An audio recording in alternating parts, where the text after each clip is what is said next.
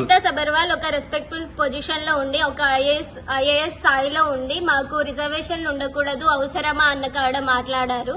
అది ఎంతవరకు న్యాయం? తను ఏ ఉద్దేశంతో ఇలాగ మాట్లాడారో తెలియదు, కానీ తన కమెంట్ వల్ల అన్ని రాష్ట్రాల్లో దివ్యాంగులకు ఎఫెక్ట్ అవుతుంది. ఎంత ప్రతిభ ఉండి ఏం లాభం, ఎంత చదివి ఏం లాభం, తీరా ముందంజకి రాకుండా అక్కడనే తొక్కి పడేస్తున్నారు. ఇలా కమెంట్ చేయడం వల్ల మేమెంత సఫర్ అవుతున్నామో మాకు తెలుసు. మేము డిసేబుల్ గా ఉండి మాకుండే సఫరింగ్స్ మాకు తెలుసు. అది మీకు కనిపించట్లేదు.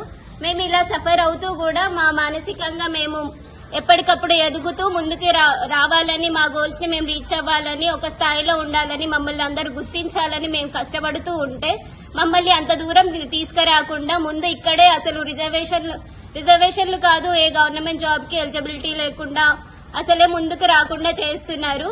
మీరు ఏ ఉద్దేశంతో అన్నారో తెలియదు, కానీ మీ కమెంట్ వల్ల అన్ని రాష్ట్రాల దివ్యాంగులు ఎఫెక్ట్ అవుతున్నారు.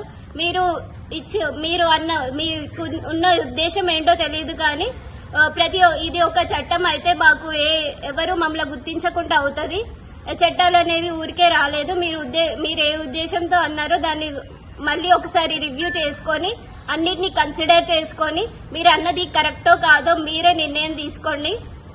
ఇలా చేయడం, మీరు అందరి దివ్యాంగులని ఉద్దేశించి అందరినీ తొక్కించడం అది ఎంతవరకు కరెక్ట్ కాదు. మీరు అంత రెస్పెక్ట్ ఫుల్ పొజిషన్ లో ఉండి మీరు ఇలా అందరి గురించి ఆలోచించకపోవడం చాలా బాధాకరం. మిమ్మల్ని ఈ స్థాయి దాకా తీసుకొచ్చిన ప్రజల గురించి మీకు అవగాహన లేదు.